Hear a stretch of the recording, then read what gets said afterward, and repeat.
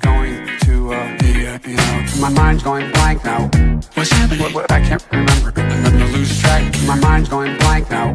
What are you talking about? What the hell's going on here? Where the hell are we? My mind's going blank now. I can't remember. I don't know what the hell he's talking about. What am I doing here? My mind's going blank now. Where am I headed? I keep forgetting I'm president. Where am I? No idea. Last night I was on television. I was on a telephone. Rapidly rising. I don't know. COVID has taken more than 100 years. Look, here's lives reflected in the NHEI. America is a nation that can be defined in a single word. I was going to put him in the frigate seas, ill-begotten gains of Putin's autocracy. Yeah. NATO's purpose is to defend against aggression. Let me make near and dear to you that you like to be able to. Anyway. My mind's going blank now. What's happening? What, I can't remember. I'm gonna lose track. My mind's going blank now. What are you talking about? What the hell's going on here? Where the hell are we? My mind's going blank now. I can't remember. I don't know what the hell he's talking about. What am I doing here? My mind's going blank now. Where am I headed? I keep forgetting I'm president. Where am I? No idea. I don't think as the idea that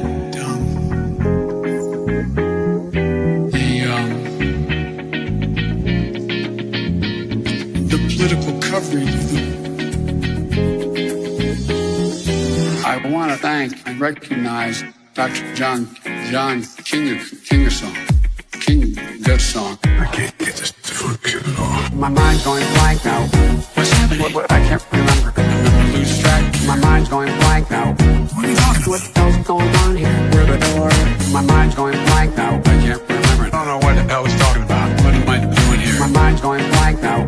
Where am I headed? I keep forgetting I'm president. Where am I? No idea.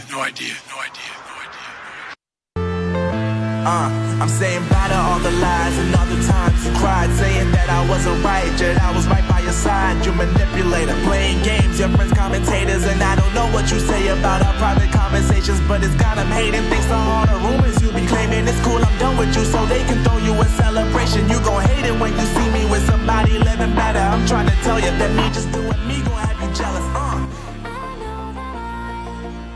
And we're back, folks. Welcome back to Chris Wyatt Reports.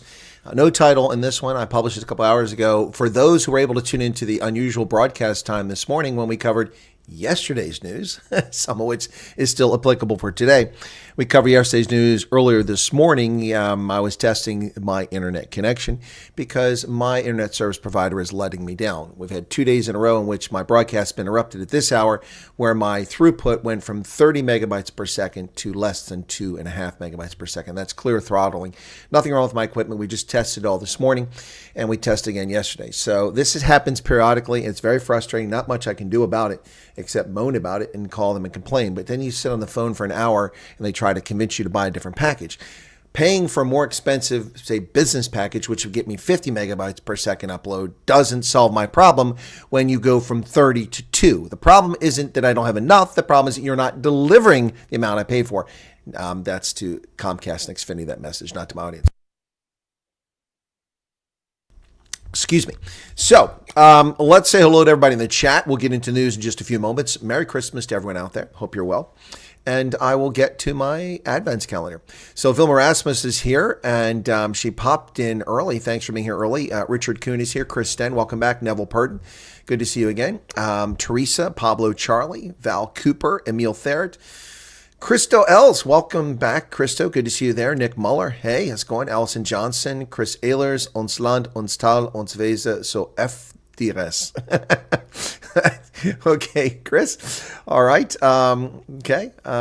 Leah Minar and Gary Wild is here. Welcome to you. And who else we got in the chat? Robert Rankin is back, and everybody's going crazy. Afrikaans is just spewing at everybody over here. You can see it's a very strong South African audience today. Afrikaans popping up in everyone's text over here. Robert Rankin, good afternoon.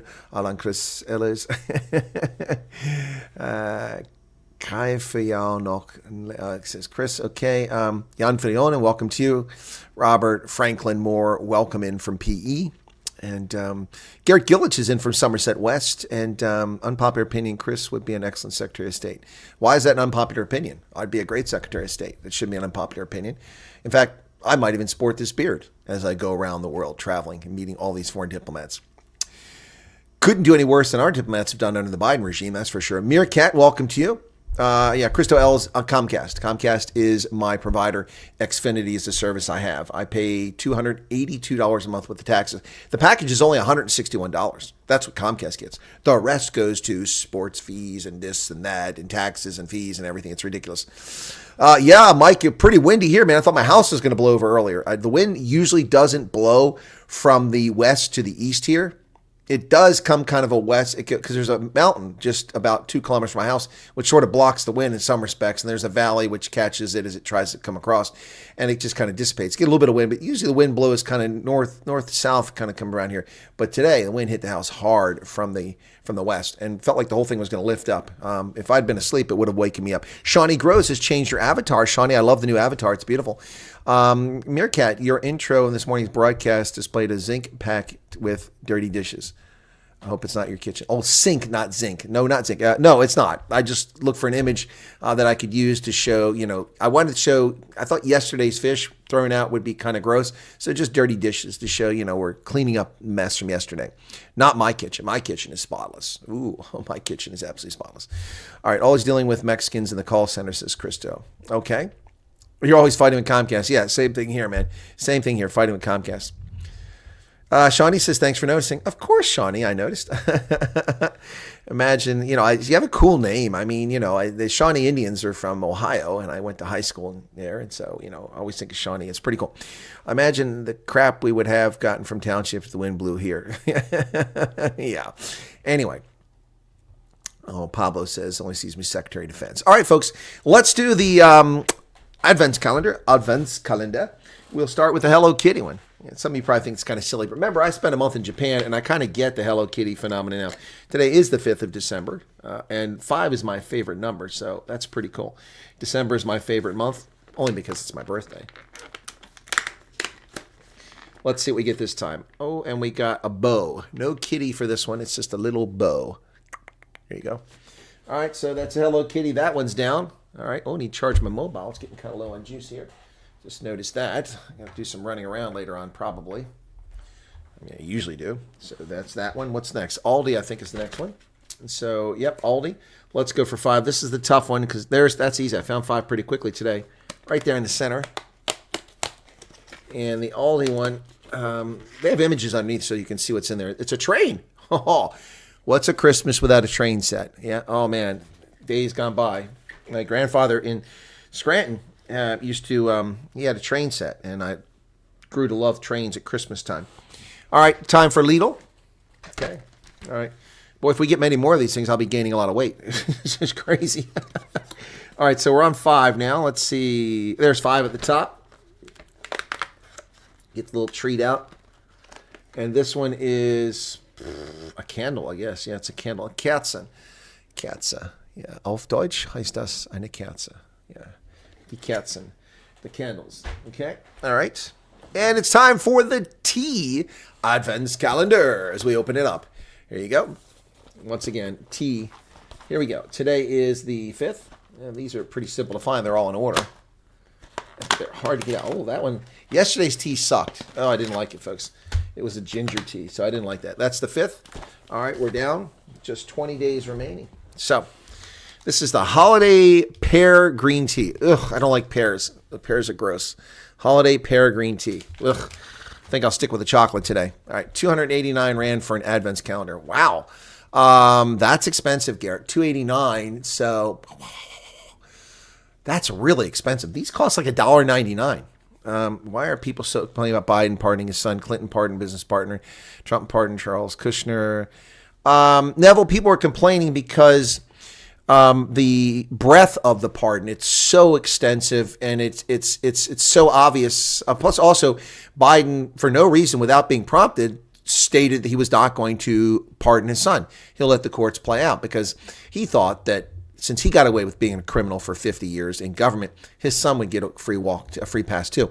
But when he's actually prosecuted for his crimes and convicted for his crimes, Joe Biden panicked and he changed his tune. So people are upset that he lied, but he lies all the time, so that's not a surprise. And also the breadth. It's the most far-reaching pardon, and it pardons him for crimes he's not even been charged with. So, but here's the thing. He can still be prosecuted by states for committing crimes. So if any conservative state finds that he was in their state, let's get a hold of that laptop and find any information and the dates. And if he was in any of the states, then prosecute him for his crimes. Yeah, he's got all kinds of crimes. He's got all kinds of crimes he could be prosecuted for. So that's why people are upset about it, Neville. That's what it's all about. Did your pops know the scrappy kid from Scranton? He did not, Mike. He did not, because the scrappy kid from Scranton left there when he was but a tyke. His claims to be, I'm as much from Scranton as he is. I spent almost as much time in Scranton as a kid as he did, except that I was self-aware. I wasn't a little toddler in diapers like Joe Biden was. I was self-aware when I lived in Scranton. Lived in Scranton and in Dunmore. Yep, that's right. Went to Dunmore Junior High School before I moved to Ohio. He will commit more crimes. Of course he will. The guy is pathological. Is a pardon a legal pardon, or can Trump still now? No, he can't. Trump can't do anything. So here's the thing. The president can pardon someone.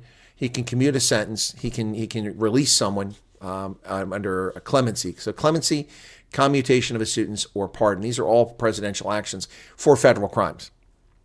So every single person charged in January 6th can be pardoned immediately when Trump becomes president on January 20th. And I'm looking to see if that's going to happen. Yep. The pardon forgives you for your crime. Peter Navarro, whose op-ed I read earlier, doesn't want to be forgiven for a crime. He did not commit a crime. Commutation of a sentence means the reduction of the sentence, and clemency means, granting people freedom. So Peter Navarro wants this to go to the Supreme Court because this was an illegal body that convicted him of a crime he did not commit. So anyway, yeah. Leah, if you're buffering, then it's on your end because no one's having that problem today. So thank goodness.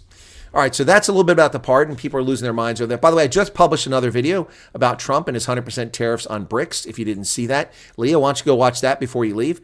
That shouldn't buffer. You can always pause it once it loads and then catch a little bit of it at a time. But I just published it 5 minutes ago. It's at 50 views already, so that's pretty cool. Stream is good, says Christo. All right, cool beans. All right, what's blue? What's blue? Anyway, so there's your answers on the pardon. Let's go ahead and get to the news, folks. I got a lot of stuff to cover in the news today. Thursday, December 5th, 2024. South African Airlines pilots have gone on strike.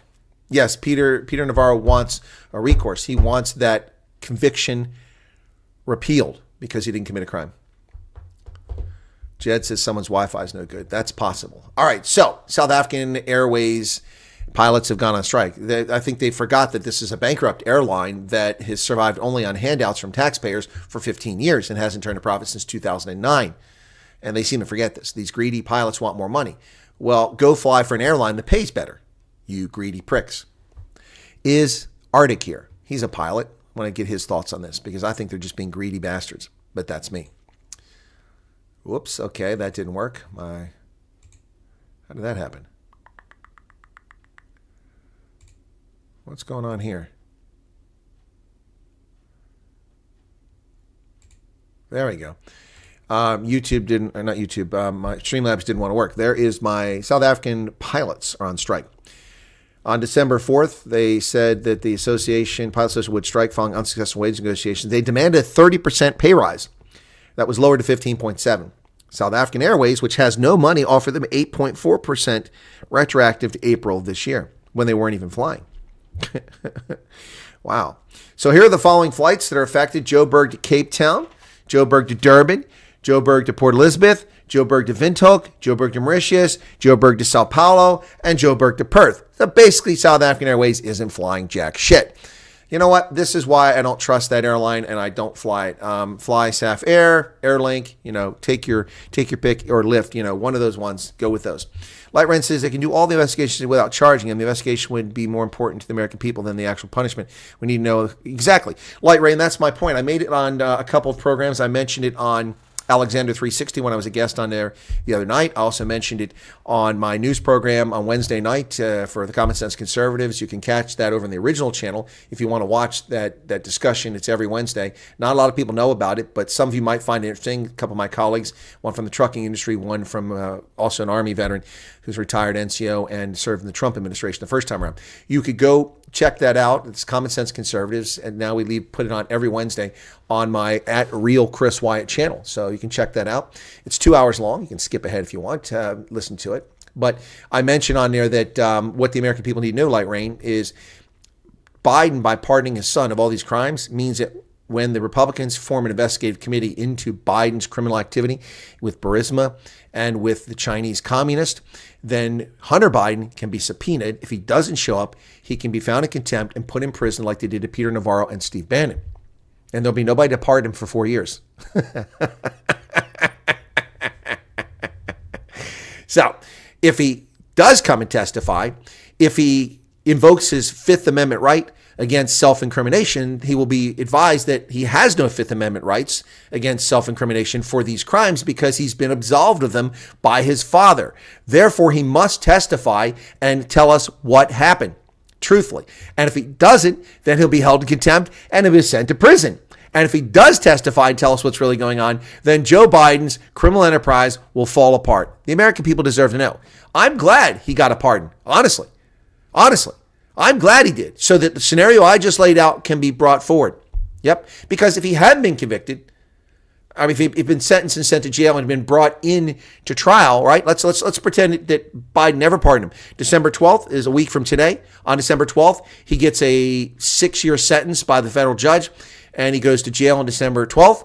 Well, then, while he's in jail, Republicans take over. They hold hearings on Joe Biden's complicit, pay-for-play, quid pro quo, foreign policy betrayal of America, his treason against the nation. They hold hearings on that. Then they subpoena the inmate, Hunter Biden. He's brought in from jail to testify. And he's asked questions about his role with Burisma, and he says, I invoke my Fifth Amendment right against self-incrimination. And he's perfectly allowed to do that because you are not... The government can't compel you to testify against yourself and convict yourself in court. That's a protection guaranteed in the Bill of Rights, the Fifth Amendment. So he would apply. But once he's been absolved of the crime, he can't be prosecuted for it. So there's nothing to protect. He doesn't have a right to protect himself against self-incrimination because he can't incriminate himself. Perfect. I love it. I love it. Light Rain says, he confirmed that Common Sense Conservative is a good show. Enjoyed the banter. All right, cool beans. Last night was a good show. Sometimes gets a little awkward. My friends are still learning the path. Lots of South African pilots are overseas working for airlines like Emirates, Cathay Pacific, Qatar, and I can understand why they're protesting since many pilots globally are underpaid.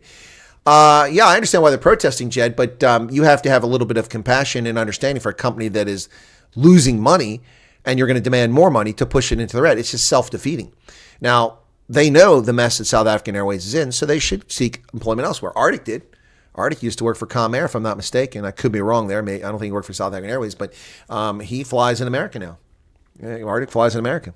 He complains about it, but he's here. He loves it. Arctic loves America. He's always complaining about it, though. But I think the problem is because he can't get good Durvoice. That's what it's all about. Oh, my goodness. Anyway, this is why I went to the coffee shop on the base as a lieutenant. It was frowned upon, but the guys loved me, played the best music, treated me like a royalty. Whatever happened to Bobulinski? That's a good question, Mike. Bobulinski gave not testimony, but statements to Tucker Carlson when he was still at Fox about Burisma and Hunter Biden, but nothing was done about it. Yep. See that the Russian foreign minister said the West is setting up a new Cold War. The West? No, we're not setting up a Cold War. China and Russia and North Korea are doing that. South Airways just announced that it made a $250 million profit. Yeah, well, the profit's only because you all gave them billions of rand. Yeah, complaining about America is very American. Yeah, complaining is very human. So, all right, so this is an entertaining one. This is broken out all over social media. Some genius in a Daihatsu bakkie drove on a pedestrian overpass. It's just in Cape Town. This is, and people are saying only in Africa. Well, dumb people are everywhere, folks. It's not just Africa, but check this out. Bakkie stuck on pedestrian bridge has Mzansi in stitches. A Cape Town video showing a bakkie attempting to cross a pedestrian bridge has left South Africans with more questions than answers. The footage, which found its way into numerous social media platforms, shows what appears to be a Daihatsu bakkie getting stuck just before a hairpin turn on a bridge designed for foot traffic only. How this was not obvious to the driver of said bakkie is anyone's guess. My goodness. According to a TikTok user who witnessed the event, the incident took place on the Kalkfontein pedestrian bridge over the R300, which connects the suburbs of Belhar and Kalkfontein. His video, which comes with a colorful language warning, shows people attempting to push the bakkie. Although the little Daihatsu is narrower than most bakkies with a width of just 1,665 millimeters, no vehicle should ever attempt to cross a pedestrian bridge. As you'd expect, South Africans went to social media and wasted no time in verbally slaughtering this incredibly stupid driver. Only in South Africa do we have so much comedy, says Dennis Pereira. He was joined by a chorus of equally puzzled commentators. Only in Africa, the rest of the world will never believe this, says Jeanette Corney. They say that as long as you believe in yourself and your abilities, you can get anything right, says Poppy Concia. What happens when you buy your license, says Brandon Florence. Exactly. This must be a scene from an upcoming Leon Schuster movie, says Angela Pereira. He's teaching the taxi drivers an impossible mission, says Team Moa. Is he playing Grand Theft Auto in real life, says Le Bohan Trace. Nothing in this country surprised me anymore, says Albert Smith. How flippant stupid can a human being be, says John Cooley. And what we can expect with a 30% pass rate, says Yusef Joe Ali. Yusef wins the award for the funniest comment. That's a 30% gets you, folks. 30%. Oh, my goodness. Yeah, the taxis will be trying it tomorrow. Reminds me of the crappy check that was rolled. Oh my goodness. Yeah, Dome is exactly right. Stupid beyond belief. New export record for Ford South Africa. They exported 10,000 Rangers abroad in last month alone. Well, the speaker in the office of the presidency, Kumbutsu Ntshavheni, gives a stern warning to South Africans who are fraudulently registering Spaza shops in their name for the benefit of illegal aliens. Shame. Tisk tisk. You can't do that. You can't do that. Was driving back from Grahamstown to Knysna today and saw quite a few people who bought their license, including Bumpar, who decided who owned all the bus lanes. I can picture that. Here she is. South Africa's most shocking hairdo. Minister in the presidency, Kumbutsu Ntshavheni, has issued a stern warning. Among the interventions, okay, I skipped that. Look at what she said. Anyone who registers a Spaza shop on behalf of foreign national, we will come for you. And SAPs will also come for you. Oh, this woman has got some big pair of brass cojones, man. She's always making threats to everybody. We will get you. We will. She's always, who is this woman? I mean, she looks like she weighs about 35 kilos. Sean says the driver was transporting a bag of doorknobs. Well, by-elections are taking place across South Africa. This interesting event here where people die, people are assassinated, people resign, change parties, and suddenly you have to have an election. They're called by-elections. And a mixed bag of by-elections here taking place. I've actually meant to go downstairs and get one of the election posters, but I forgot to do that. So, the solid Inkatha Freedom Party win and a shaky MK showing in KwaZulu-Natal, while the ANC and DA swap places in the Northern Cape and Northwest. Wow. So, in KwaZulu-Natal, in Ward 16 of Mtubatububa, good Lord, that's a mouthful, IFP upped its ante from 45 to 53%. The ANC declined from 35 to 32. MK got 13% the first time they contested this one. Yeah, so that's there. In the Western Cape, in Ward 9 of Dijsseldorp, in Oudtshoorn, on the Garden Route, the PA dropped. They had 65%, but this is an unusual case where their candidate resigned and joined the DA, and therefore the PA voters still voted for the PA, and they got the plurality of votes at 49, but they had dropped from 65. So some of the voters went to the DA to support that candidate. ANC was 32%. The DA didn't contest this last time, so they got 17%, which is essentially all the votes that came from the PA. But the PA continues to keep a seat, but the guy that had it is now out on his ear. In Northwest, in Ward 5 in Wolmaranstad, Dr. Kenneth Kawana municipality, the DA upped its number from 35 to 42%. That's a good gain for them. And the ANC dropped from 43 to 38%. EFF went from 6 to 20%. That's a bit surprising. One of the few gains for the EFF. Interesting. But that now makes them an actor in their Wolmaranstad. All right. In the Northern Cape, in Ward 1 in Williston, in the Kru Hoogland in Namakwa, ANC had a big victory here. They went from 45 to 63%. The PA went from 1% to 19%, and the DA got slaughtered. The DA had 49% of the vote previously. They only have 18% now. They lost 31% of their vote. Wow, they got crushed. Yep, and in Eastern Cape, Ward 11, Port St. John's, or Tambo Municipality, the ANC got 88%. Wow, MK 12%. There's no surprises there. And that's what happened in by-elections in South Africa. Whew, never ends. The Zulu king, Misizulu Kwazweletini, is ordering an audit of the Ingonyoma Trust and its board. Uh-oh, do we have trouble coming? Do we have trouble coming? King Misizulu Kwazweletini has ordered a full forensic investigation into the Ingonyoma Trust and its board. It had failed to provide financial statements reports to him to help him account for the government and parliament. King wrote the Minister of Land Reform and Rural Development, Nononso, asking him to endorse his decision. Wow. Well, good. Good. The king, of course, has called for dissolution of the current board. So they're defying the king. Interesting. They don't want to be held accountable. Now, here's a absolutely dumbass decision, the dumbest, brain-dead idiocy. So a judge has banned the government from building new electric plants. But the South African government claims that human right is, to have energy. Electricity is a human right. They claim this. Many South Africans, including the judge. But they're saying that there's other human rights, that you have to have clean air, and that the power plants don't produce clean air. What a nonsensical decision. This is idiotic. And the only paper of note that's covering it is the Daily Maverick. Cancel coal case victory as High Court rules Gwede Mantashe's plans for new coal are unconstitutional. So aside from the fact that this woman thinks she's a head of cattle with a nose ring, this is ridiculous. In a landmark ruling that saw young environmental activists win, the High Court has overturned the government's plans to build 1.5 gigawatts of new coal-fired power on the national grid, saying they're unlawful and invalid. How in the hell is building electrical plants unlawful and invalid? That's nonsense. On Wednesday, the High Court of South Africa handed down a landmark judgment declaring the government's plan to add 1.5 gigawatts of coal-fired power to the grid to be inconsistent with the Constitution, as well as unlawful and invalid. How is it inconsistent with the Constitution? It's nonsense. The High Court has no place to rule in this. There's been no crime committed. This is ridiculous. Judge Cornelius van der Westhuizen, also known as Domkopf, found that the Minister of Minerals and the National Energy Regulator failed to adequately consider the impact of new coal on constitutional rights, particularly those of children when planning for new coal. This is nonsensical. Get rid of these judges. These are woke, brain-dead clowns. Judge Cornelius van der Westhuizen, also known as Domkopf.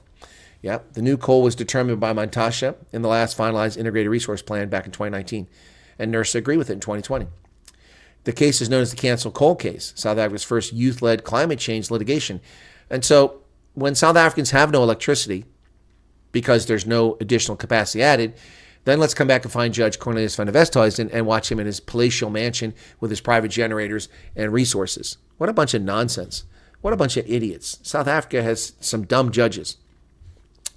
Well, some good news here. The clown accused of the lawyer stealing money from disabled children from lawsuits and settlements with the government, having stole hundreds of millions of rand, has been disbarred.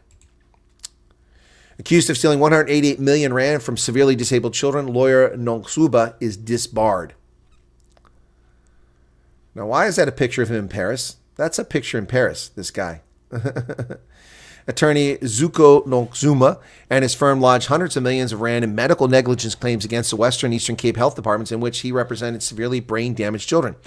He's also on trial for allegedly lodging more than 45 million of fraudulent medical negligence claims against Eastern Cape Health Department. On Wednesday, the Western Cape High Court Judge Matthew Francis granted the Legal Practice Council's application for him to be struck from the rolls of attorneys. Wow.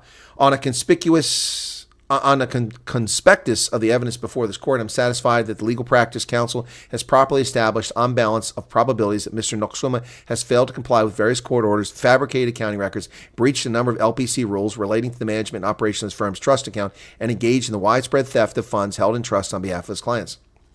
I'm of the view that Mr. Noksuma is clearly not fit and proper person to continue practicing as attorney. His name should accordingly be struck from the role of legal practitioners, and a curator bonus be appointed to manage the files and affairs of the public that were entrusted to him. Wow.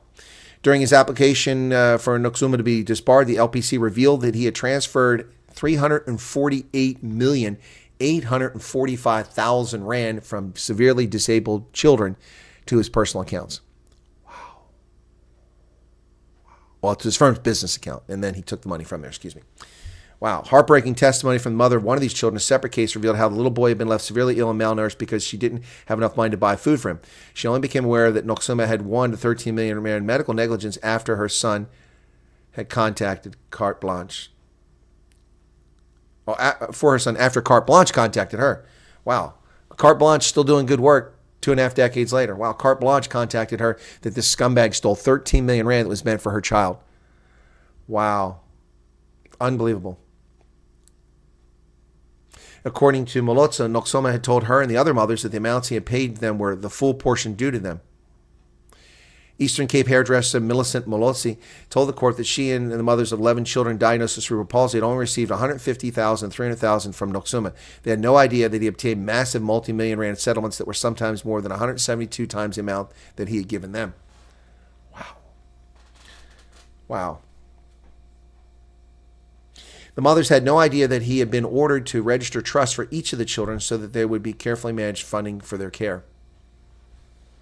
Unbelievable. This is sickening. I've covered that story previously, but now he's been disbarred. More resources needed to retrieve Sabi miners, says Fanny Masamola.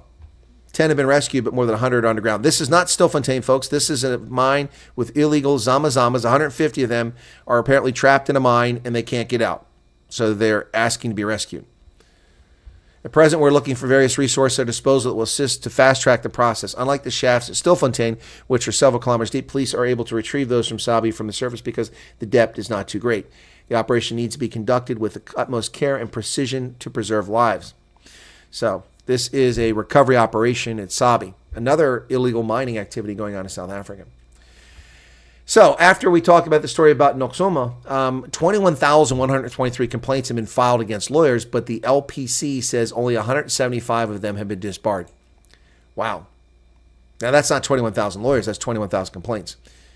Legal Practice Council was set up to regulate South Africa's legal profession and began operating in 2018. That's when it's only been around that long? Wow.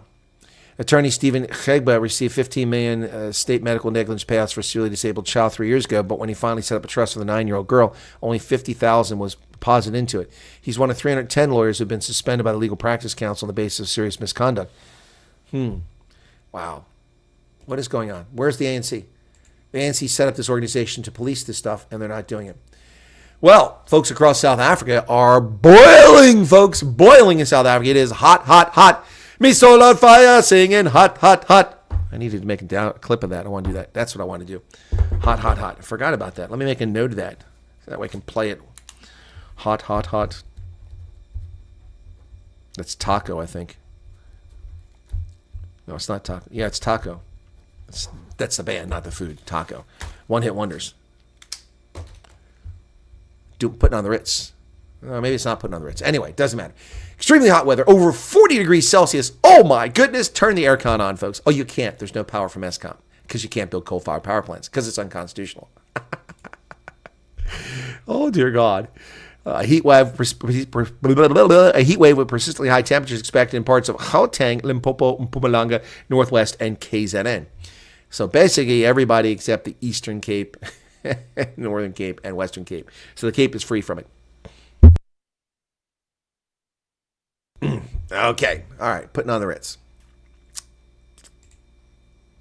The Ahmed Kathrada Foundation, which loves terrorists, has got one of its directors facing scrutiny over murders. Well, they're not murders. These dummies killed themselves. Ahmed Kathrada Foundation Executive Director subpoena for information on 1989 death of MK members. Executive Director of the Ahmed Kathrada Foundation, Neshan Baltan, will appear in court Friday. He must answer questions regarding the 1989 death of Umkhonto we Sizwe members Prakesh Napier and Yusuf Akalwaye. They died when a limpet mine they were placing at the park station exploded prematurely. So let's get this correct. South African authorities are investigating the death of two Umkhonto we Sizwe terrorists who sought to kill people by placing mines in a public location to murder innocent civilians. And 40 years later, they're concerned about investigating their death. They were carrying mines.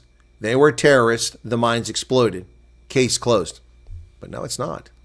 Because they think that Baltan may have been the guy that sabotaged the mines. The matter emanates from the Truth and Reconciliation Commission report, and they believe that Baltan may have material relevant information relating to the case. And for his part, Baltan says, I don't know anything about this case. What can I tell him? But the thing is, Baltan created the map and marked the locations to direct them to where to place the bombs to kill people. Here's a terrorist in charge of the Ahmed Kathrada Foundation. Now you know why it supports terror groups. It backs Hamas. Yep. So here's the Ahmed Kathrada Foundation, shamefully with a picture of Nelson Mandela. There you go. Who we are. Well, I bet they don't say they're terror supporters. About us. Let's see what they say about us. Let's go to that page. I'm curious. That's a very slow response here. Very slow server. The Ahmed Kathrada Foundation was formed in 2008 to continue the legacy of anti-apartheid struggle stalwart Ahmed Kathrada and his generation. The foundation is an independent, nonpartisan entity. Kathrada, a former Robben Island prisoner, spent 26 years in jail alongside his fellow Ravonia terrorist trialist for their stance against the apartheid government. Kathrada's life has been characterized by his commitment to the best values and principles of South African liberation struggle, particularly that of non-racialism. Their key objectives: promote the values and principles enshrined in the Freedom Charter, organize seminars, collect records, establish a record, identify and support projects, and maintain a center that will carry on all the activities and programs of the foundation. Okay. All righty. Fair enough. So, why do they release this press statement? On this International Day of Solidarity with the Palestinian people, the Ahmed Kathrada Foundation joins millions of people across the globe to call for an end to the occupation and genocide in Palestine. Neither of those statements is true. Yeah, and so they have UN Secretary General's statement. They have the South African government. It says, we honor the courage and resilience of the Palestinian people. We urge individuals, governments, and organizations around the world to actively support their fight for freedom, dignity, and peace. On this day, let us recommit ourselves to building a world where human dignity wins the day and the apartheid regimes have no place. Well, they support terrorists. They just said it right there in their public statement. So, anyway, what's going on? Yeah, exactly. Lipid mines, this way to the enemy, and they died. Yep.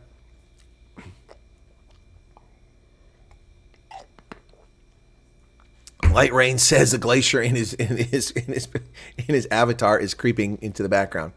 It's shrinking. Must be global warming. Have you seen how Hezbollah broke the ceasefire? Now all the media are accusing Israel. Yeah, no, well, they've both broken it, but Hezbollah broke it first. Of course, the hypocrisy is insane.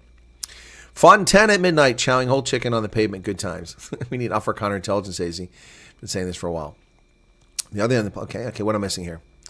Ahmed, the dead terrorist buddies, all looking for 72 virgins. Yeah. All right, so part 3 of the investigative story coming from Propaganda 24, actually doing a public service here, the mystery cash that Tembe Simelane, the former justice minister who's now been shuffled off to, home settlements or something like that, used to pay back the 849,000 Rand VBS loan. Tembe Simelane's declared income for 2021 fiscal year, the same period her Santon business Sylvanas coffee shop ceased to make money, was 515,000 Rand. Yet the list of limited expenses racked up at least double her income. The lion's share was spent allegedly repaying 849,000 for a VBS-linked coffee shop loan. But a due diligence report dated January 2020 found she was highly unlikely to have afforded rental income for a year of 9,000 Rand per month. Wow. If you want to make anonymous communication with News 24's investigative team, you click here. Wow, that's interesting. Yeah, that's interesting. She claims that she was able to pay the bill back, but I want to see what this link takes me to. Secure link. Confidential anonymous tips. The problem is that your email, well, there you go. Encrypted via Signal. That would work. There you go. And secure drop. There you go. News 24. Confidential anonymous tips. Well, here's a sad story. These gangsters. The South African police need to get control of this, folks. A 5-year-old kid murdered. And his parents are going to be without him. This is a heartbreaking story here. It's a heartbreaking story. Murdered Diteboho Palani's parents struggling as the first festive season without him approaches. There's Teboho Pahalani and his son Diteboho Jr. Pahalani, who was shot and killed. 5-year-old Ditaboho Jr. Pahalani was gunned down by hijackers in the driveway of his Shoshinguvwe home in May in Gauteng, just north of Pretoria. 3 men charged with his murder made an appearance in the Pretoria North Magistrates Court yesterday. His father, Teboho Palane, said he had mixed emotions as their first festive season without their beloved son approached. The 5-year-old was gunned down in the driveway of his home in May after running out of the house to greet his father on his return from work. He ran into the line of fire of a gang of hijackers. 3 men, Elia Mokoko, Ali Sitole, and Nido Gumba, were subsequently charged with his murder. This is going to be our first Christmas without him, said the little boy's father. He said he had mixed emotions. They planned on visiting his grave on Christmas Day and taking him a special gift. This 5-year-old had been saving money, a 5-year-old saving money to buy a scooter. So now it's time to fulfill that dream. The little money that he had saved up, we're going to add to it and buy him a scooter and maybe unwrap it at the gravesite. Things have not been easy. Things have not been easy. I'd be lying if I said things were better. I'd be lying if I said we were okay. We're not okay. Wow. Unbelievable, folks. Unbelievable. 5-year-old murdered by gangsters. Callous disregard for life. He looks just like his dad, too. Well, 5 initiates in traditional ceremonies, coming of age ceremonies, have died from dehydration. Where are the authorities checking into this barbaric practice? 5 initiates have died in Eastern Cape during the summer initiation season, mainly due to dehydration. 18 people have been linked to the illegal initiation schools, have been arrested, and faced court appearances. Traditional leaders have urged families to send boys to legal initiation schools to prevent further tragedies. Yep. Flout common sense. More tragic news is 4 family members died after yet another mass shooting in the Eastern Cape. Boy, South Africans are fond of claiming America's got full of shootings and mass shootings, but we seem to have them a lot less frequently than South Africa. 4 people died following a mass shooting at Mente near Willowvale in Eastern Cape. Government opened fire on 4 family members traveling in a Toyota Corolla Cross, which you can see behind the police car back there. Police spokesman Lieutenant Colonel Mawisa said the victims were traveling towards Willowvale when they were cornered by a group of attackers in 2 Toyota Avanzas. The team of seasoned detectives is on the ground tracing the suspects involved in the shooting. It's alleged that the vehicles dropped 2 people from each car next to the road. The 2 vehicles then turned back the directions they were coming from. It's further alleged that one of the Avanza vehicles came back and stopped the cross, and gunshots were heard. The vehicle of the deceased was found on the river embankment. The deceased were aged between 34 and 59. 3 were inside the vehicle, while 1 was found outside the vehicle when the police were there. Motive for the shooting is unclear. Wow. Wow. Unbelievable. Nas Botha breaks his silence and pays tribute to former Springbok and coach John Williams, who has passed away. Dr. John Williams, the Springboks' first post-isolation coach, has died at the age of 78 from leukemia. Earlier this week, his captain in the corresponding test in which he presided, Nas Botha, paid him a visit. I went to see him in hospital, and I'm glad I went. You could see he was sick, but he was in such good spirits. It was so nice to see him. They had a special bond, Nas Botha and John Williams. He's one of only 6 Springboks who've played and coached in both eras. Well, the toilet paper of record's never-ending love affair with Rachel Kolisi continues. Yet another story in the Independent Online about Rachel Kolisi. What is so special about her? I'm going to have to fly to South Africa and try to hook up with her. Apparently, she's super special. Yet another story on Rachel Kolisi. South African businesswoman Rachel Kolisi took to Instagram to share that she achieved a milestone in getting her first award since her Matric prize giving. That's a prize, winning your Matric? Kolisi shared that she'd received a special award at the Sport Industry Awards, which were held in Voda World in Midrand on December 3rd. She won the Sport Lifetime Community Award. Okay, so, all right. She's famous for having married Siya Kolisi, but she's getting awards for her community service. So, the Times Live took a poll. How do you feel about Namibia getting its first female president? Well, thankfully, most people have common sense because they answer the way I would answer.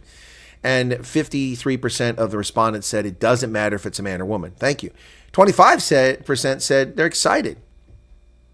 because it's a woman. That shows you the woke crowd, the 25%. Yep. So Joe Biden caps off his trip to Africa and Angola at a train station, and apparently he was awake for this. Biden caps his Angola visit with a stop at a train terminal in a western port. This is what President Joe Biden journeyed from Washington to this western Angola port to see. The future. When I launched this project with our G7 partners last year, I said our goal was to build a better future. He's reading and from a folks, transcript. The future is here. It's now. The future is here. On Wednesday, Biden capped his... It's not with Joe. The future's not with Joe. Nope, not going to happen, Joe. You are yesterday's bread. There you go. Well, the Democratic Republic of Congo's President Tshisekedi went to meet with Biden in Angola. He came to Angola. Wow. Yep. Felix Tshisekedi was in Angola to meet Joe Biden over issues involving conflict in the eastern DRC. Democratic Republic of Congo President Felix Tshisekedi met with Joe Biden while he was in neighboring Angola. And he talked about North Kivu and Rwanda being major headaches. And Biden encouraged continued commitment to the Rwanda process to ensure peaceful resolution of the conflict. There'll be no peaceful resolution. As long as there's minerals in eastern Congo, there'll be no peaceful resolution. At least 71 people apparently are dead in a strange, mysterious outbreak of an epidemic in the Congo. Wow. 71 people have been confirmed dead amid a mystery disease outbreak in the Congo, said the health minister today.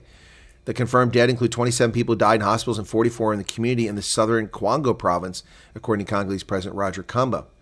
Symptoms of the outbreak include fever, headache, cough, and anemia. Epidemiological experts are in the region to take samples and investigate the disease. It resembles a respiratory disease, but it's difficult to talk about how it's transmitted before the results of the analysis of the collected samples. Wow. Crazy. We did not know the cause, but I only noticed high fevers, vomiting, and then death, said a resident, Claude Nyongo. His wife and his 7-year-old daughter have died from the disease. Well, thoughts and prayers to Mr. Claude. That's really sad to hear. Belgian state has been held accountable for its mistreatment of Métis children, Mischlings, coloreds, half-caste. Belgian state held accountable for colonial-era abduction of mixed-race children. The Brussels Court of Appeal held that the state accountable for the systemic abduction of Métis children, those of mixed European and African heritage, from their mothers during the colonial era of the Belgian Congo. The case was brought by 5 women who were forcibly separated from their mothers in the Belgian Congo before the age of 7. The court found their abductions were part of a deliberate and systemic plan orchestrated by the Belgian state to remove children born to black mothers and white fathers from their families. Their abduction is an inhumane and persecutory act constituting a crime against humanity under the principles of international law, said the court. Wow. The children were taken to Belgium and put in Catholic-run schools and orphanages and never saw their mothers. Unfortunate. Rebels have stormed yet another Syrian town as Syrian forces are on the back foot. Another startling setback for President Bashar Assad. Government forces retreated from the city of Hama after rebels advanced. The swift advance on Hama, which was confirmed by both the rebel side and the Syrian government, comes just days after they extended the control over Aleppo. It shifted the front lines in the 13-year-old civil war for the first time in years, adding a new layer of unpredictability to a conflict that has ravaged the country and created a long-term refugee crisis for many neighboring countries. Wow. Amnesty International has accused Israel of genocide in Gaza. And I accuse Amnesty International of negligence in not standing up for those unlawfully detained from January 6th. So, there, we're even. UK-based human rights group said its conclusion was based on dehumanizing genocidal statements by Israeli officials, digital images, and witness testimony, and must serve as a wake-up call to the international community. The Israeli Foreign Ministry described the 295-page report as entirely false and based on lies. Well, I haven't read the 295-page report, so I'm going to have to check it out. Iran is rapidly sending fighters to help the Assad regime. Fighters from Hezbollah and Iraq's Shiite militias have deployed to Syria to support government forces, but it's unclear if they can stop the advance from Aleppo. Iran is scrambling to mobilize regional fighters to help prop up Syrian President Bashar al-Assad and has deployed members of Hezbollah and Iraq's Shiite militias to Syria. Soldiers and commanders told the Washington Post they are awaiting orders to fight. Wow. It's getting worse in the Middle East, not better. Well, the uber-privileged Maori who have special rights granted by a treaty and are angry that the white folks in New Zealand want to renegotiate that treaty because they're not treated as equal citizens in their own country, are up in arms, and they're still protesting. We are not going away. The man who led New Zealand's biggest Maori rights march vows to march on. Iru Kapa Kingi has become the most recognized face of movement against the government's policy direction for the Maori. Yep. Over 9 days, people from across the country joined in the Haikoi, a protest march, as it wound its way from the North Island towards the capital. By the time it reached Parliament, an official police count estimated 42,000 people had flooded the streets. And here they are, demanding their special privileges be retained, that the white folks shouldn't be treated the same and have the same privileges and rights in their own country. Well, New Zealand's defense chief says China is a growing threat and presence in South Pacific. New Zealand's top soldier said he's concerned about China's increasing presence in the South Pacific and warned the nation's armed forces need to be ready for any eventuality. Well, the 17 people that are part of the New Zealand Defense Forces really can't stop China. No, they can't. So you're going to need our help. You need our help. What am I missing over here in the chat? Ex-colleague's teenage son went for his initiation 2 years ago. She told me that if the boys are not going through these rituals, the whole family's rejected by the community. Yeah, it's pretty pathetic. It's medieval is what it is. DRC president probably said, Biden, sign here before you remember where you are. Probably. These poor leaders are that Biden goes to meet. It must be painful. Yeah, it must be very painful for them. The days of Barbarella, says Gabrielle. And Ken wants to know if that Angola was in Soweto. It was on Robben Island, Ken. High Point area was good. Okay. What else we got here? Light Rain says, saw an image of a fighter in Syria wearing 6 different uniforms, supposedly opposing force over the years. It's an unbelievably confusing mess. It is. And who do you back? And we are involved in it. Joe Biden has got our forces in Syria. This is ridiculous. Jed Phillips says, Chris, do you think if rebels take Homs, the city South Hama, they could have a chance of cutting Assad's? Yes. Yeah, absolutely. They can cut him. That's what they need to do. I think that's their objective, their operational objective. Just saw the French Premier Macron has been ousted through motion. That was, I reported on that yesterday, but we had so many breakups in the communication. And I also reported on that in this morning's news when we finished yesterday's news, the previous broadcast. Yes. Tracy asked a question. Why we say rebels and not just al-Nursas? Because that's who they are. Well, it's a whole mix of different groups, not just al-Nursas. So, yep, it's crazy. All right, so New Zealand news. Switching news to South Korea, where the martial law ended very quickly. The defense minister steps down. President Yoon Suk-yeol, who probably won't be in office much longer, accepted the resignation of Kim Yong-hyun, who said he took responsibility for the crisis caused by the brief imposition of military rule. The defense minister had tendered his resignation Wednesday, saying that he had considered himself responsible for the crisis that the martial law decree had created. He did not directly address allegations amongst lawmakers, so he didn't testify. But the chief of the defense forces did testify before Parliament, and he gave very bizarre testimony, according to the media. Military spent decades trying to rehabilitate its image, but now the public trust is probably broken. Wow. We are not militarily prepared because it was put into action in such a hurry. General Park An-soo, the Army Chief of Staff, told a parliamentary hearing on Thursday there was confusion. Yep. General Park insisted that he had not had any role in the planning. He told lawmakers he'd been caught off guard, first learning of it when Mr. Yoon announced his extraordinary move on television. The military's follow-up announcement under his name banned all political activities and public rallies and asserted control over media outlets, among other steps. But in his account on Thursday, General Park claimed that he had not read it until his signature was requested. He described being at a loss over how to proceed as commander, unsure what steps to take beyond trying to set up a new office. We were military people, some of us the best I know, but we didn't know much about martial law. Time passed while we wondered, what should we do? I'm sorry. How in the world can you be a senior flag officer and not know about martial law? This sounds like bullshit to me. You have legal counsel there. The legal counsel should have been brought in, dragged in the middle of the night, and told you what the situation is and what's going on. And how do you not know about this in a country with a long history of coups and martial law? I cannot he's a 4-star general, which means he's been in the military for at least 30 years, which means he's at least been a soldier since 1990 or thereabouts, at least. And he doesn't know about what happened in 1980? Give me a break. I'm just not buying that story. I don't think that General Park An-soo will be around much longer, and he might wind up getting charged with crimes, even though he didn't commit any. So, just saying. And the French government, of course, has collapsed, as we mentioned. And that puts Emmanuel Macron in a difficult position. Calls for the French president to step down are coming from lawmakers from the farthest ends of the political spectrum. People want Macron to be gone. Over the past 3 months, Macron has steered clear of budget fracas that led to Brennier's fall, preferring to shift his focus to foreign affairs. Well, he's not going to be around much longer, folks. Emmanuel Macron will find himself out on his ear very soon. Well, Keir Starmer, is changing tack. He's coming up with a new plan and a refocus, a reset. But he claims it's not a reset. Keir Starmer vows to take an alliance of naysayers as he outlines plan for change. Naysayers? Well, people don't like fascists, buddy, and you're a fascist.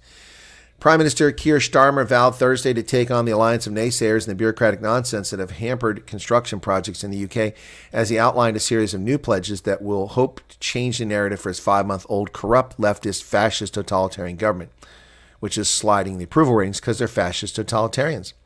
In a speech at Pinewood Film Studios just west of London, he said his plan for change represented the next phase, which includes a host of things.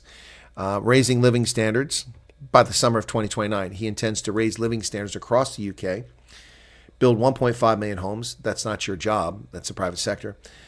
Clear hospital backlogs. Not going to happen. You don't have enough physicians. Bolster community policing. Yeah, so you can arrest law-abiding citizens who are white and put them in prison because they're white and they're Christian. And improving early years of education. Not going to happen. As well as securing homegrown energy. Not going to happen. Keir Starmer is a lunatic fascist. Well, cash is back in fashion because of all the political chaos. The cost of living squeeze and shop price inflation have made the use of cash an effective budgeting tool for many households across the United Kingdom. Cash use has risen for the second year in a row and continues to play a crucial role in people's budgeting amid cost of living pressures. Last year, 19.9% of transactions used cash, an increase from 18.8% in 2022. Yep, so there you go. Cash is king, and you cannot get rid of it. Bitcoin hit a milestone, $100,000. Remember the guy who bought 2 pizzas for 10,000 Bitcoin? That would be like $1 billion now. Yep. The price of a single Bitcoin rose to 6 figures for the first time, an extraordinary level for a 16-year-old cryptocurrency once dismissed as a sideshow. Yeah, I dismissed it as a sideshow. In May 2010, Laszlo Hanyents, an early cryptocurrency enthusiast, used Bitcoin to buy 2 pizzas from Papa John's. He spent 10,000 Bitcoins, or roughly $40 at the time, in one of the first purchases ever made in the digital currency. It has turned out to be the most expensive dinner in history. The price of a single Bitcoin is $100,000 now. His total cost for those 2 pizzas would be $1 billion.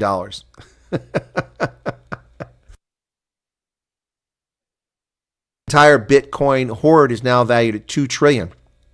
More than the combined worth of MasterCard, Walmart, and JP Morgan. And there's the rise of Bitcoin. 2014, it didn't start taking off until 2018 and didn't go again until 2021. It dropped in 2023, and now it's at 100,000. Wow.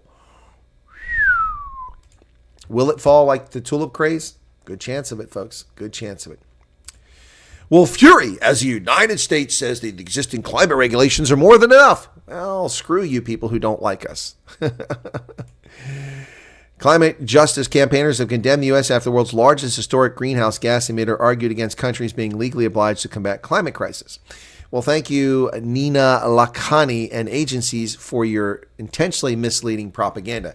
The U.S., the world's largest historic greenhouse gas emitter. Yeah, and we're not the world's largest greenhouse gas emitter now. China does double our emissions, and we've reduced our emissions. But you don't mention that. You don't mention that in your story, that the U.S. continually, despite millions of people flooding into our country, continues to lower its emissions without your stupid regulations. We're not going to pay for your fantasies chasing unicorns. Well, Pete Hegseth says he's not going anywhere. Pete Hegseth standing up for himself in this onslaught against him. Trump's pick for Secretary of Defense holds a series of meetings with lawmakers.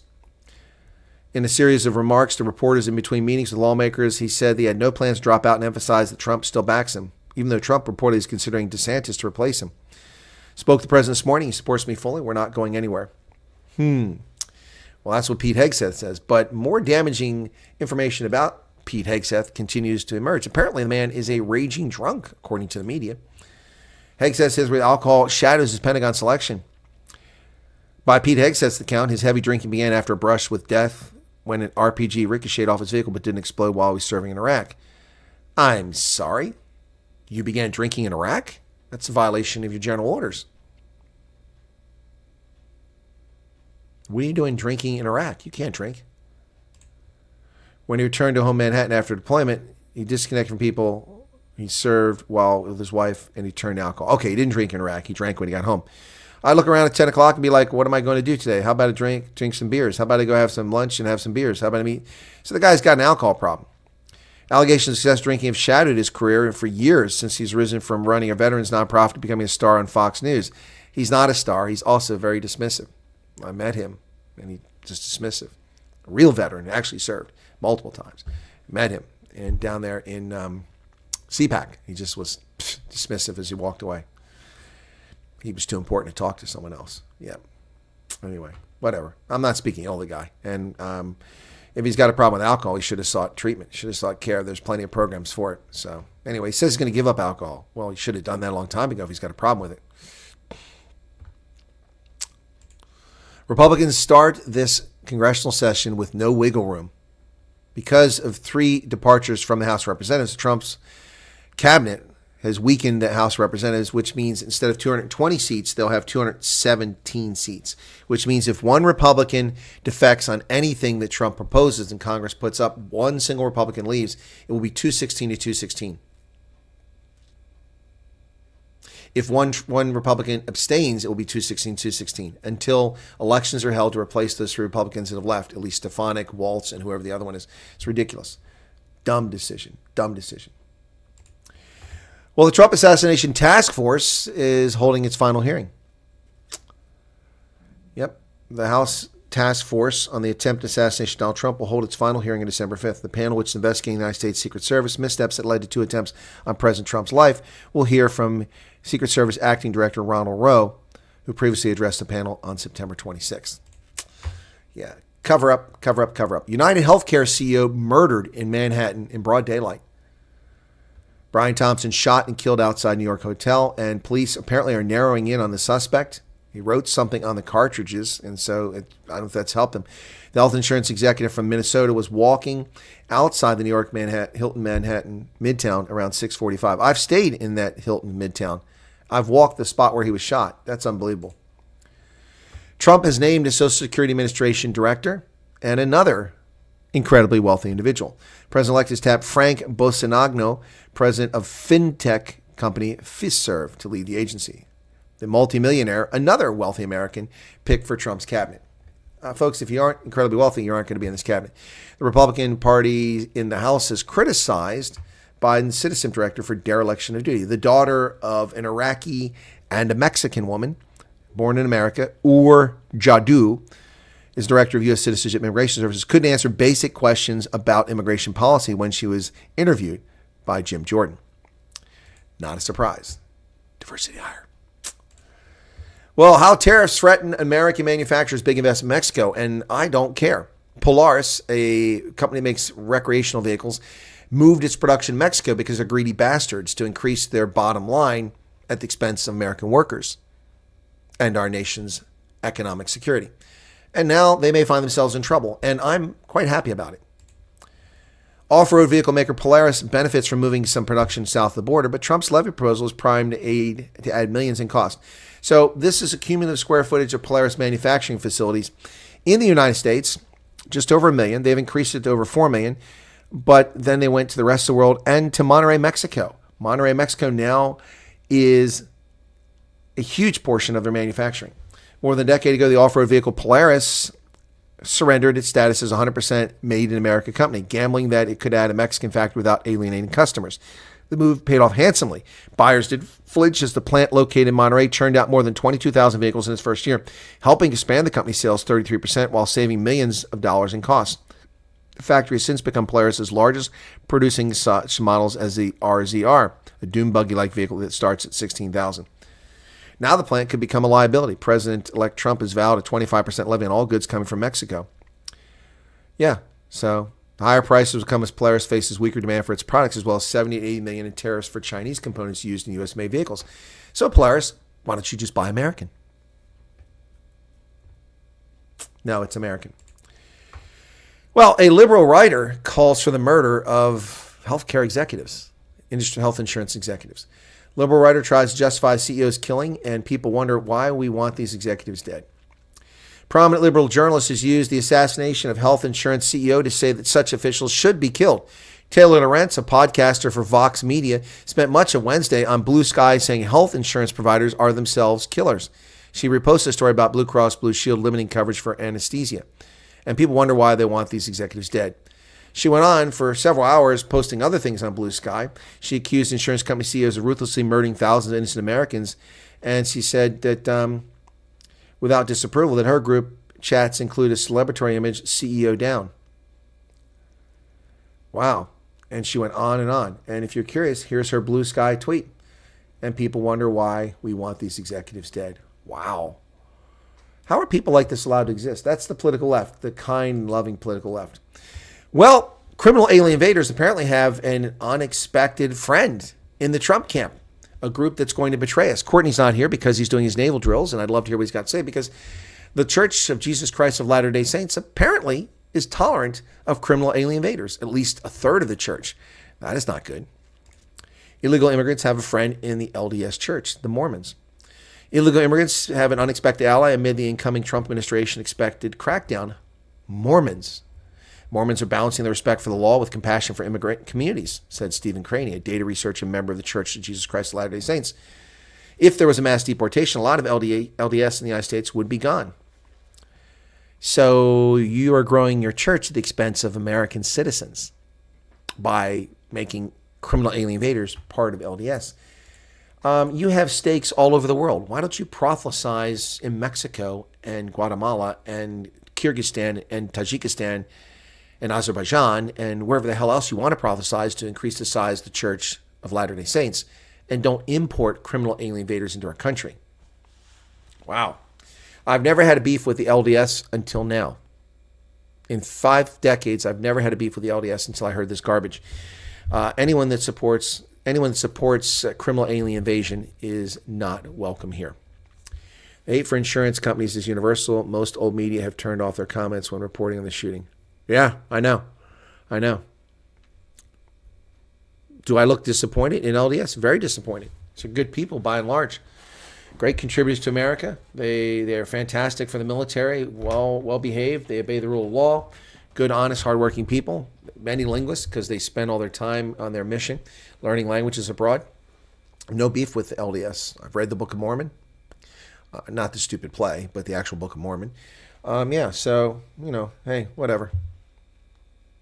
Legislation does not make you legal. Correct, Neville. Correct. And that's my problem I'm having here.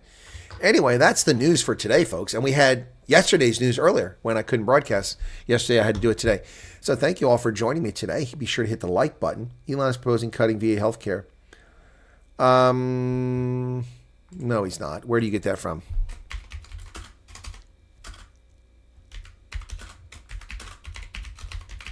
Let's look for that.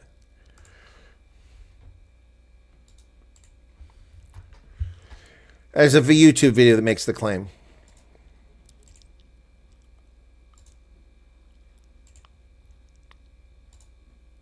This is, let's see what they've got to say. Military.com says proposal/spending could include VA medical services. That doesn't mean it does. It could. It could also include Social Security, but it doesn't. A plan for the incoming Trump administration / government funding for could kneecap Department of Veterans Affairs healthcare. In an op-ed in the Wall Street Journal this week, Elon Musk interviewed, they wrote. Let's see what they've got to say. Let's go to their op-ed. Okay, let me see. Finding this page, VA. Okay. Not one mention so far. Nope. No mention in this op-ed. I'll read the op-ed later on, not now, but there's not one mention of healthcare in there, in VA healthcare. But anyway, in an op-ed, confirmed that they plan to target unauthorized federal spending, a category that includes VA's medical services. Unauthorized federal spending is not VA. That's bullshit. This is a misleading article by military.com. DOGE will help end federal overspending by taking aim at the $500 billion plus in federal expenditures that are unauthorized by Congress or being used in ways that Congress never intended. The pair did not specifically call out the VA, but the type of spending they're taking issue with includes $120 billion for VA's medical services. The VA has a budget from Congress. What are they talking about? Historically, in order for a federal agency to operate, Congress passed two types of legislation, authorization bill and appropriations bill. Exactly. For example, the Pentagon, Congress passes the National Defense Authorization Act and the Pentagon Appropriations Bill. Yeah, but for most federal agencies, Congress hasn't bothered with the authorization bill in years. Instead, streamlining its work by considering the appropriations bill to be self-authorizing. Well, that's Congress's fault. That's not Elon Musk's fault. So fix it. For VA medical services, last authorization was in 1996. That's how remiss our Congress is. They haven't authorized expenditures for the VA since 1996. We can and should save hundreds of billions each year by defunding government programs that Congress no longer authorizes. We'll challenge any politician who disagrees to defend the other side. Well, he's not defunding. Where do you think he's defunding? So there's nothing. Okay, Newsweek says, well, it says here 1,200 programs no longer authorized but still receive appropriations. The act provides health care benefits to those who served in active military, naval, and did not receive a dishonorable. It covers outpatient services. Yeah, okay. The Veterans Health Care Eligibility Act, which amounted to $119 billion in 2024. Well, that's on Congress to fix that. So-called Department of Government would be responsible for nearly 500,000 veteran layoffs. Veteran layoffs. Okay. Today, the National Federation of Federal Employees, representing 110,000 federal employees, is sounding the alarm about the DOGE, an unofficial entity operating outside the federal government, would do to our nation's veterans. They reduced federal workforce by 75%, and the federal government. Every person in this country needs to know that if Elon Musk and Vivek Ramaswamy get their way, nearly 500,000 veterans will go jobless, says Randy Irwin. Where do they get this from? The VA employs 371,000 healthcare professionals. Okay, 75% staff reduction, about 278,000 employees would cripple the services currently provided to veterans. Yeah, this is just made up nonsense. I don't know where you're getting this from. This nonsense.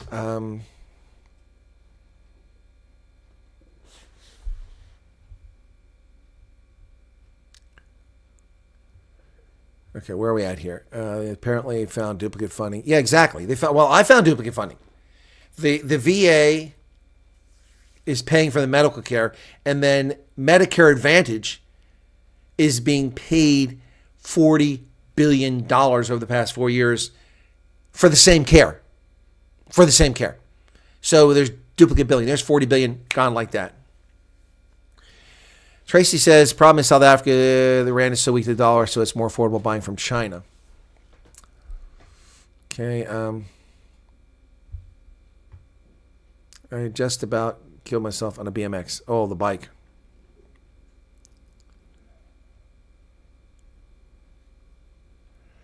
More fake news. Yep. What will they cut to save money? Civil servants will be unemployed in the hundreds of thousands. No private sector prospects. They're going to get your country and enrich only the mega rich. Arthur. Okay. So first off, the whole thing with DOGE has no legal authority. Let's get that started. Okay. Congress determines what the budget is. Congress determines what the authorization is. So do you really think that Republicans are going to authorize a bill that cuts the federal workforce by 75%? Do you really think that's going to happen? Those people vote. They have families. First thing. Second thing, as I've said repeatedly, the whole concept of DOGE, while it's admirable and it's overdue, there's the wind again, the federal government, 82 cents of every dollar, is dictated by entitlements. The only way to cut is cut entitlements. Now, Ramaswamy and Musk, this shows their ignorance of the government when they don't realize that the reason these programs are not authorized is because Congress is lazy. They fund them, but they don't authorize them. So Congress is arguing that they are authorized by default because we funded them. So there will never be any way for them to cut $2 trillion from the budget. So everybody take a deep breath. I've said this from the very beginning when DOGE was announced. And yes, I voted for Trump, and I have no regrets whatsoever. I don't like some of his picks, but that's not my place. Lost $200,000 today. Took delivery of my new Ranger and dared to drive off the showroom floor. What? Oh, you bought a Ranger. Next on the pardon list is Fauci. Yes, that's right. I've said that. Anthony Fauci is going to get a pardon, and it's illegitimate. Anthony Fauci should be prosecuted for the deaths of everyone from COVID, for his negligence, for his culpable homicide or manslaughter, whatever you want to call it. But Anthony Fauci is responsible for lying to Congress and for funding gain of function so that they could produce that. Yep.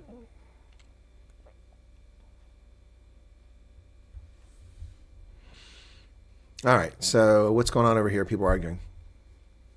All the devaluation. Oh, yeah, the moment you drive off the lot, brand new car, plummets in value. It's not worth what you pay for it. No car is worth what you pay for it. Arthur says the oligarchs are at the door to eat the poor. Sounds like you're talking about Russia, man.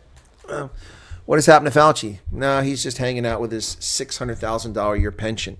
It's unbelievable. How do you work for the federal government and make $600,000 a year? It just doesn't make any sense. Arthur, we'll see if you're right. Smeagol's back again. Okay, there you go. Anyway, 77 likes. That's all we got. Man, that's just heartbreaking. So hard. Just heartbreaking. Let me see if that other video is doing well. Come on, YouTube. Load my page. Not particularly well. See how the one from yesterday is doing. God bless this. So slow, YouTube here. At least it's broadcasting. That's the most important thing. Nope, there's nobody there. Wow, 168 views. I hope all you watch it after this. I'd take it over 200 at least. Yep, 168 views. Trump's tariffs. And the other one now, let's see how it's doing. The one I did last night on the diamonds for Paul Machatile. It's at 6,500. Okay, it's doing okay. Steady path. Hopefully it picks up some more. Anyway, yeah, so there you have it. All right, let's do what? Arthur says, I'm not here to start something. I want to warn people about the real threat, the rich. I've been screwed over everybody's. No, Arthur, I don't take umbrage with the comments. You're welcome to comment. And I just disagree with the analysis that they're going to cut VA healthcare benefits. That's not going to happen. Not going to happen. There are some sacred cows that cannot be touched, even if the country goes under. VA benefits is one of them, and Social Security is another. You can't touch it in a way that comes across as a diminished benefit. It would never happen. The sentiment in this country would never allow that to happen. Members of Congress would be inundated. Unbelievable. So, but there are efforts by leftists to do this. That's what's so funny. So the media is reporting fake news that they're cutting VA, which they're not. They could cut VA. They could cut a million things. But that was true before DOGE was ever founded. When Trump came back, that was true at any time with Biden in office. These things could be cut at any time. They're not guaranteed. So it's just misleading from the media. They're just dishonest and not telling the truth. Two-stroke system to filter bad emissions. Well, it had three-stroke engines, the Trobbies. Remember those? Yeah, Arthur, I didn't take any umbrage with what you said. Thank you for sharing. You're welcome to share your opinions here. As long as people share their opinions, as long as they're not racist or, attacking other people. Hey, Walter's Fundameva, welcome to you. How's it going there? How you doing? Welcome to the program. Merry Christmas to you. Where are we at here? I lost track here. So, yeah, Arthur's been screwed by rich people. Well, my concern, and I've voiced it several times here now, and that's why, especially I don't have beef with what you're saying. I have voiced several times that it's a bit concerning that all of the people that are finding their way into the Trump administration are incredibly wealthy. They're just a bunch of rich people. Oh, you're welcome, Walters. Yep. By the way, this is my letter opener. I better put it down before I damage it. This is a gift that was given to me by a French lieutenant colonel when I was a captain. I don't know if he's still alive. Lieutenant Colonel Hervé Huern, who lived in Lille. And it's from the French forces. This is a letter opener. Got a big lion on there. Pretty cool.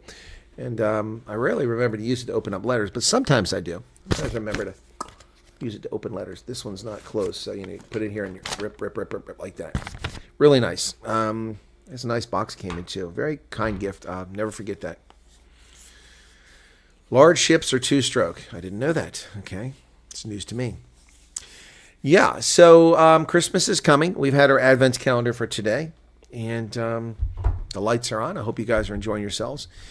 So we've got rugby coming up this weekend. It's the Champions and Challenge Cup. I haven't even set those videos up yet. So let me just do this. EPCR. Okay, it remembers me. Let me see. EPCR rugby. Okay. Sync to your calendar. I don't want to sync the fixtures to my calendar. I do want to open up the Challenge Cup. There's the Challenge Cup. Okay, so matches, fixtures, and results. Here we go. So let's see what we got this weekend. There's only like 2 South African sides. So Pool 2, Round 1, that's the 6th of December. That's tomorrow, so I've got to get this set up. Bath and Stade Rochelet. There's the Sharks. Okay, that's on Saturday, though. Okay, Saturday, the Sharks play Exeter at 8 a.m. my time. So Sharks in Exeter, that's one I could cover. Then at 10:15, it's the Stormers in Toulon. I will be covering that one. That's 2. And then the Bulls at 12:30, so that's 3 in a row. All right, so that's all 3 South African teams tomorrow. What about the Challenge Cup is the question now. Will I be able to cover the Challenge Cup? Fixtures and results. Here we go. So round 1, Friday, no South African sides. Okay, the Black Lion are playing, but that's when I got something else going on. Zebra, okay. Cheetahs play at 8 a.m. on Sunday, so I can cover that. And the Lions play at 10 a.m. on Sunday. So busy weekend for me for rugby. 5 games I'll be covering. Yep, there you go. So that takes care of that. So Saturday and Sunday I'll be covering all those games. Woo! EPCR Challenge and Champions Cup once again. I kind of like this. I just don't like that it's spread out the way it is, interferes with the seasons. Second Amendment is key, and yes, 4.9 million Americans bear arms. 4.9 million? No. 168 million Americans are licensed firearm owners. That's the licensed one. Who are the Cheetahs playing? I just said, didn't I? If I didn't, I apologize. I thought I said. Oh, no, I didn't. They're playing USAP. Yep, playing USAP. And I think they're playing in the Netherlands again, NRCA Stadium. Or is it in Italy? No, I think this is NRCA is the one that's in the Netherlands. Let me see, because they don't let the Cheetahs play at home. I don't understand why. Yeah, it's in the Netherlands, in Amsterdam. So they'll be playing in Amsterdam. Hey, Pablo Charlie, why don't you go watch the Cheetahs, man? Go watch the Cheetahs on Sunday. The Netherlands is like 2 minutes away. You can go anywhere in the Netherlands in 5 minutes. It's such a tiny country. Pablo Charlie, are you still here? Go watch the Cheetahs on Sunday. You can report live from there. Call in. I'll get you a Zoom link.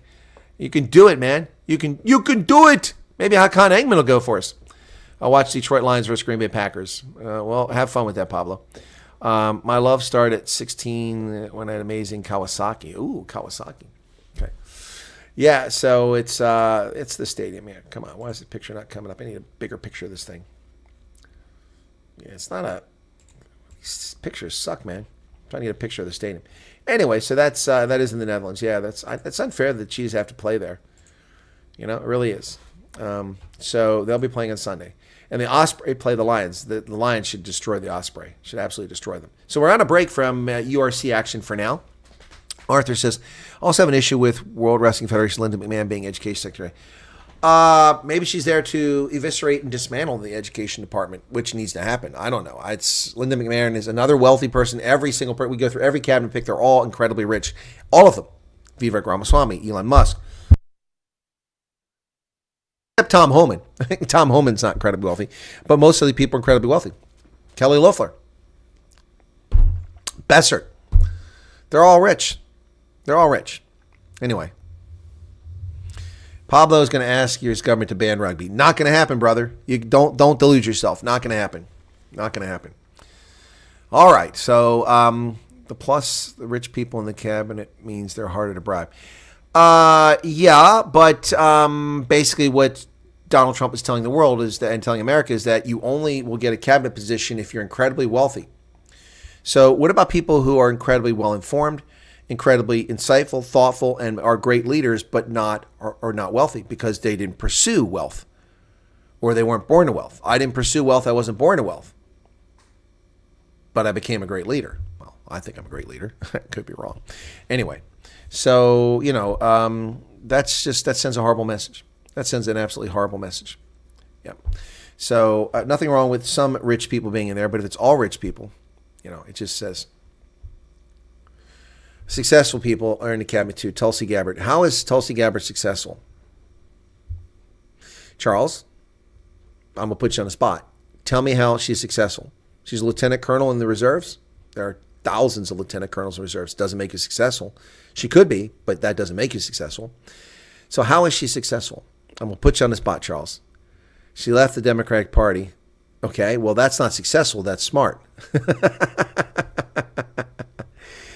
He views them as successful, accomplished people. That's why. Yeah, well, Mark Cuban is incredibly wealthy, but he's not successful. He's a lucky bastard. He's dumb as a box of rocks. I don't think she has any integrity. I don't think she has any integrity at all. She's completely flip-flopped on everything, just so she could gravitate towards power.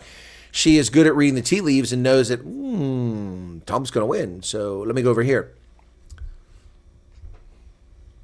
Why does she have integrity? Because she flip-flops on everything. She's completely opposite. I mean, she campaigned as a populist, woman of the people, downtrodden. And that's not who she is. And help my trap. Well, what is it? Robert says what? To push, help my trap wouldn't start. Your truck wouldn't start?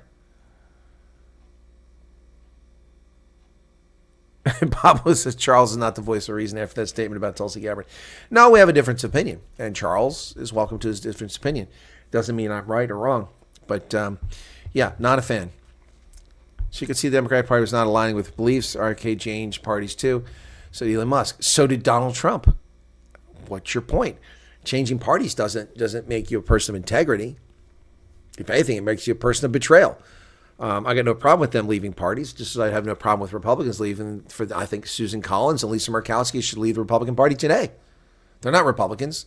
They should leave today and reflect the genuine balance in the Senate, 51-49. Yep, that's what I think they should do. But that's just me. That's just me. Oh, you're talking about some motor. Okay. Interesting. Yeah, no, look, I mean, not to put people on the spot, but I am going to put you in the spot. When you say somebody's smarter, they're accomplished, you got to tell me why. Okay?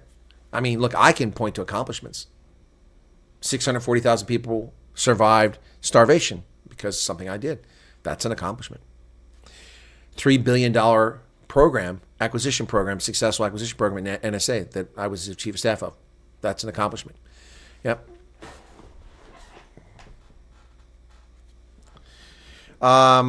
If they see something wrong, they're willing to change. Blind subservience is not exactly smart either. Well, I don't think anybody should be blind subservience. You hear me criticizing a few moments ago one of Trump's picks?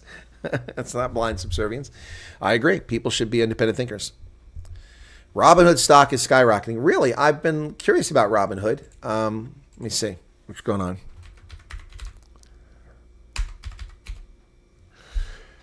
Robinhood stock. Let's see, $39. Okay, 5 days, 6 months, over 6 months. Yes, in August it was $20 a share. Now it's double that. So from that point, yeah, year to date. Oh, you could have got it for $10.99 back in January. So yeah, it's 4 times the price. I wonder why. Founded by Indians and Russians. Funny that. Vladimir Tenev and Baliju Bhatt. 1.85 billion in revenue. Oh, they're looking to go into sports betting. That's why. Yeah, well, I've just lost interest. Sports betting, no thanks. Robinhood is an investment site. I'll show it to you. Robinhood Markets. Hang on a second here.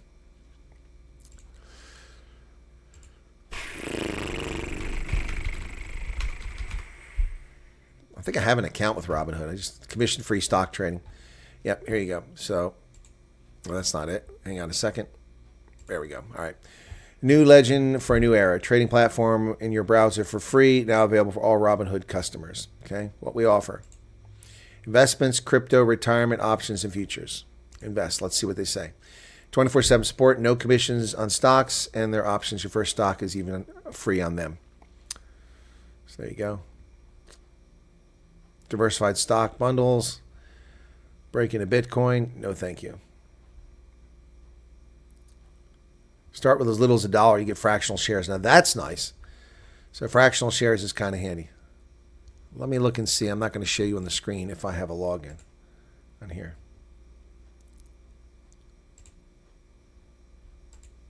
I don't think that's current.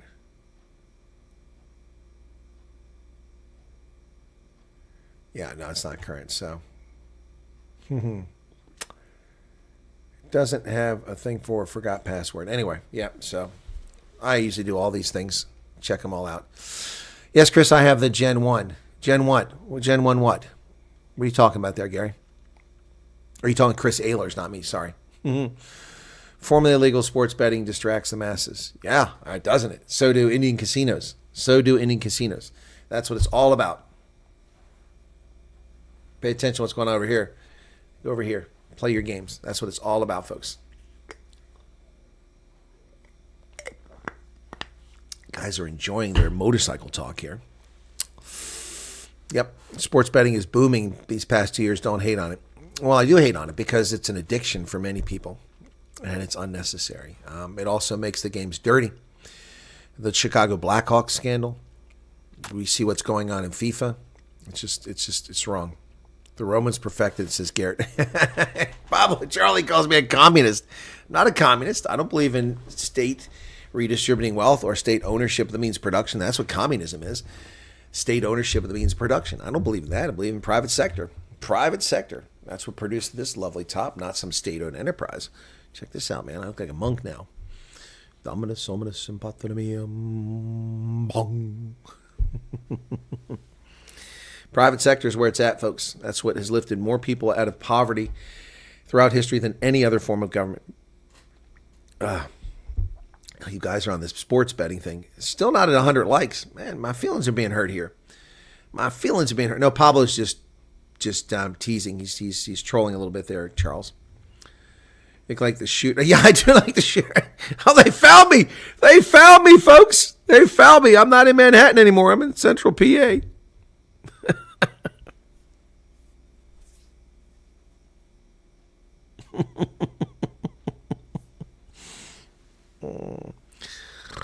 What, did I lose 2 likes? I'm down to 85 now? What's going on there?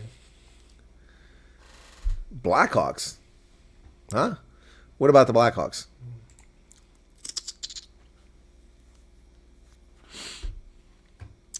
What about the... Yeah, there used to be another site that did the fractional share thing, which was pretty cool, but it just disappeared. I recall the... oh, you talking about Chris? Okay, yeah, I know. I cannot see his messages always, so just pulling his chain. Oh, okay, that's fine. You can pull his chain. So, yeah. Oh, I missed the game last night. Damn it. I meant to watch the Vegas Golden Knights game last night, and I must have forgotten about it. They won 1-0. Well, I didn't miss much. 1-0 is not a very exciting victory. So, yeah, I was going to watch Vegas last night. It was on at 10 o'clock because they were out in Vegas. So when are they on again? Well, what the heck? It's 5th, 6th. It's tomorrow. They play tomorrow at home with Dallas. And Dallas has got a good record, so that should be a good game. That's at 10 o'clock. I need to remember tomorrow night, after all the rugby, to treat myself to watch Vegas Golden Knights tomorrow night. Got to remember that. All right, I keep forgetting. That sucks. Okay. So Elon Musk is not cutting veterans' benefits. This is just people nonsense. All right, cool beans. Okay, has the lady who fell into the sinkhole in Pennsylvania? No, she's dead, isn't she? Marilyn, I think she's dead. Time to top up your wine glass. Okay. Putin is the best player. Yeah, well, the NHL's pretty awesome. But on the other side, Hershey Bears, they're doing really well too. Last time I looked, they're way out in front. Let's see if they've kept that pace up. I don't really pay as much attention to them as I used to. Standings, league standings. Here we go. Come out a little faster here. Hershey Bears are in first place. They're 15 wins, 5 losses, 3 overtime losses. So, yeah, it's a pretty good record. Pretty good record. They lost their previous game because they're on a one streak. So, his last 10 games, they won 6, lost 2, and lost 2 in overtime. So, yep. So, before that, they were 9, 3, and 1. That was an incredible record before that. So, second place is Wilkes-Barre Scranton is in second place. Then Charlotte, Lehigh Valley, Springfield, Hartford, Providence, and Bridgeport for their division, the Atlantic Division. Yep, the American Hockey League. Love it, love it, love it. Anyway, used to follow the German Hockey League too, because I also like the ones from South Row from Bozen. Let's see how they're doing. Bolzano, ice hockey. B-O-Z-N, ice hockey. There you go. Bozen ice hockey. Südtirol Foxes. Okay, taking a little while to load here. Family Day. December 8th. That's nice. Let's check it out. Family Day. Here they are. Der große Klassiker in der Odega Stadion. Okay. So let's check out their team and see where they're from. So on the 6th, they're playing a game, and on the 8th, they're playing another game. They're currently in first place, 15 wins, 4 overtime wins. Wow. 4 losses. That's incredible. That's incredible. 53 points, 22 games played. Wow, that's pretty impressive. Let's take a look at the team, the roster for this year. There they are. Let's see where they're from. It doesn't say where they're from. It just shows them all up there. Anyway, so, yeah, there you go. The Bows and Foxes. Good stuff. Good stuff. Anyway. All right, 85 likes. Well, 86 likes now, and the audience is shrinking. Oh, what is going on with Anna Paulina Luna? You guys are on that. I wonder what happened to the 5 billion BRICS line to South Africa to sort out Transnet. Yeah, it's a good question. It's a good question. Who would I have nominated in place of Tulsi Gabbard? Well, it's a good question. Chris Wyatt? I know, there's a number of good picks. Yeah, there's people that you wouldn't know, so no point mentioning. People don't realize lots of quicksand in Pennsylvania pine barrens, not just Bugs Bunny cartoons and jungles. I was unaware of that. I don't know what happened to that money. Crazy stuff. All right, folks, we're going to wrap it up here. Thanks for being with us. Be sure to hit that like button before you leave. That was easy. And we'll see you tomorrow for the news. No rugby tomorrow. It's all going to be Saturday and Sunday. So cool beans. I thought it was going to rain. I don't know now. Sun is out. That's nice. I could use some sunshine. Solar had a terrible day yesterday. But y'all take care. Thanks for being here. I'm going to get something to eat. Have a lovely day. I need to put this up too because it's starting to curl on me. This is my ticket from the URC final. Yeah, URC grand finale. Vodacom Bulls versus Glasgow Warriors at Loftus Versfeld, June 22nd, 2024. So I need to put that up so it doesn't curl. See, it's starting to curl on me there. You put it in a folder somewhere so it's straight. Anyway, thanks, guys. Appreciate it. Must be humidity in the house. Have a good one. We'll see you on the flip side. Take care of yourselves. And one thing I know, my mind's not going blank. Joe Biden. Cheers.